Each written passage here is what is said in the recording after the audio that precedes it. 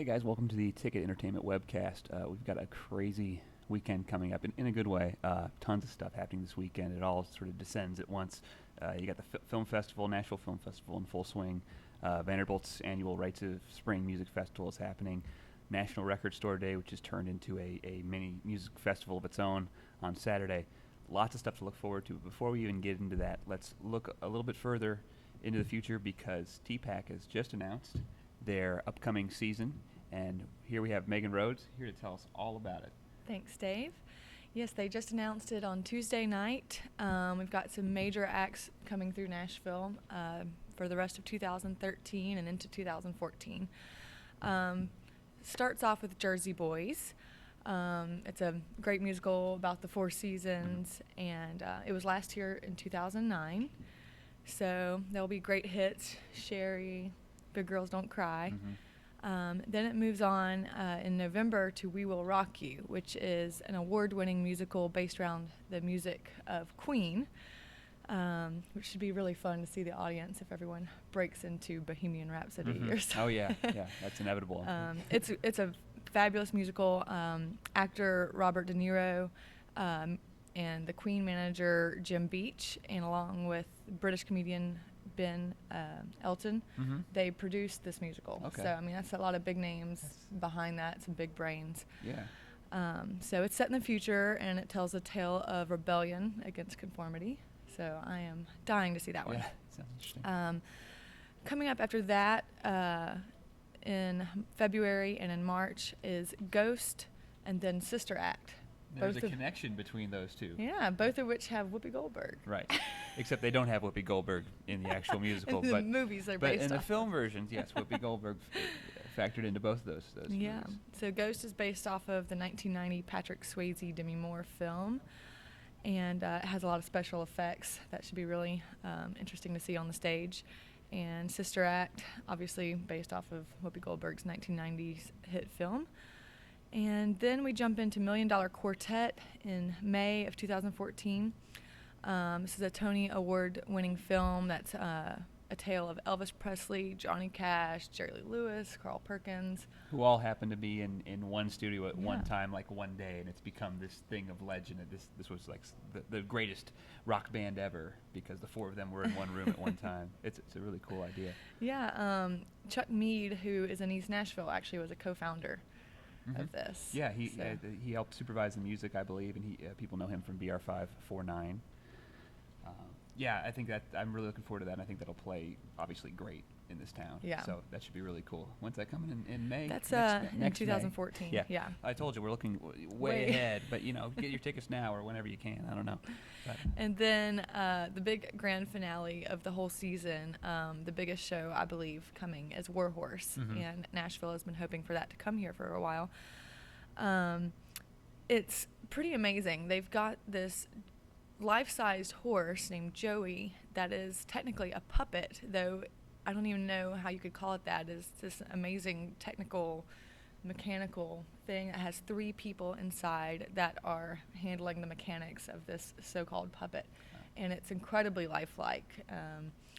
And we got some great video footage of that at the opening media announcement on Tuesday night. yeah, check that out. And it'll blow your mind. It's amazing. So I'm see. really excited about that coming. Uh-huh. Some other highlights, there's lots of other shows coming.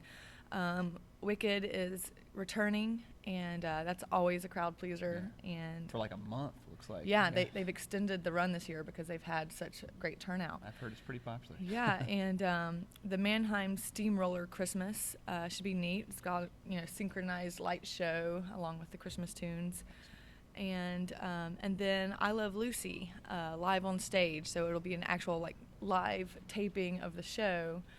It won't actually show up on TV, Right. but the whole experience from the minute that you walk into the doors of Tpac, all the way from the ushers, the whole thing feels like you're actually taping the show. So that should be That's a neat really cool. That's a experience. great idea. It reminds me of when Price is Right came to Tpac last year, which Yeah. I did not get to go to, but wish I had. Yeah, similar thing. Awesome. So yeah, those tickets are now available. They're ranging from $100 to $395. Just depends on what kind of package deal you decide to get. So check out tpac.org to find those tickets. Awesome. Okay, back to the present or the near future. On Saturday, as I mentioned before, is National Record Store Day. It's an annual celebration of I shouldn't say remaining. There's still quite a few of them, but remaining brick and mortar, mom and pop record stores selling physical music, a lot of vinyl, CDs, tapes. It's an annual celebration, and we have a number of those stores in town, including Grimey's, The Groove, Third Man Records, The Great Escape. So every year they make all these exclusive records come out on Record Store Day, and then pretty much every store has a special event to get people out, and it becomes like I mentioned, a mini music festival. This year, the Grimey's celebration in particular is very exciting because they announced that Paramore, a rock band based in Franklin, Tennessee, will be playing a quick acoustic concert. For context, Paramore just debuted at #1 on the album charts. They have the #1 album in the country, the first album to dethrone Justin Timberlake's reign for like a month. Brad Paisley was #2. This band from Franklin was #1. So they'll be making an appearance. I'm sure that'll be packed. Yeah. And then past that, the Groove has their backyard concert gathering with lots of people performing, including Forget Cassettes, Chrome Pony, DeRobert and the Half Truths, excuse me, and Jack White's Third Man Records has a few new attractions, including a post I made on the music site about this new invention he has, where you step into a booth, you record 2 minutes of audio, and then it's printed on a 6-inch vinyl disc that you then can purchase, like postage stamps in a special envelope, and mail it to a loved one, as they suggest. But it's like an instant record machine, so you can go in and within, I don't know, half an hour come out and you are a Third Man Records recording artist in a sense. So they've got that going on. It's and then, ingenious. Yeah, it's amazing, and I hope it stays in operation for a while. I can't imagine how many people are going to be using that in the weeks to come. But then they also have Karen Elson is performing in their Blue Room there. So check out Tennessean.com/music for just a full rundown of all the events you can check out that weekend. Also, Rites of Spring is going on tomorrow night and Saturday at Vanderbilt. And tons of acts playing that, including Need to Breathe, rapper Juvenile, an upcoming electronic artist called Rusco, all sorts of people. So that's happening too. This weekend is always nuts, but the weather's great and there's tons of activity and it's a lot of fun. And then there's one more thing too that's yes. on the ticket cover tomorrow. What can you tell me about that? Appalachian Celebration. This is its 10th year.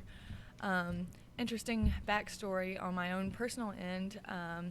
I was an oboist in a former life, and my oboe professor at Blair School of Music is actually a co-founder of this event.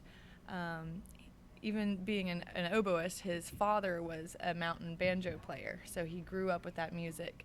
And it started off as a relatively small thing, just a bluegrass jam. And to hear him play bluegrass on an oboe is a crazy thing to hear. I've never heard it anywhere else in the world. It sounds just like a fiddle. But anyway, so he founded that with two other friends, and it has taken off. It's blown up. It packs out Ingram Hall every year. Mm-hmm. And they have huge name bluegrass acts. I know one year I went and there were "O Brother Where Art Thou" people singing. This year, Elizabeth Cook is headlining the concert.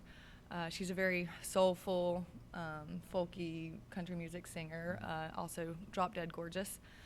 There's a great quote that'll be in tomorrow's article by Amy Stumfel. It's Matt Combs, who's the Blair fiddle professor, and he helps lead the Appalachian Celebration. He says, "Elizabeth Cook is what happens when the cover of Vogue magazine meets moonshine and dynamite." That's good. I love it.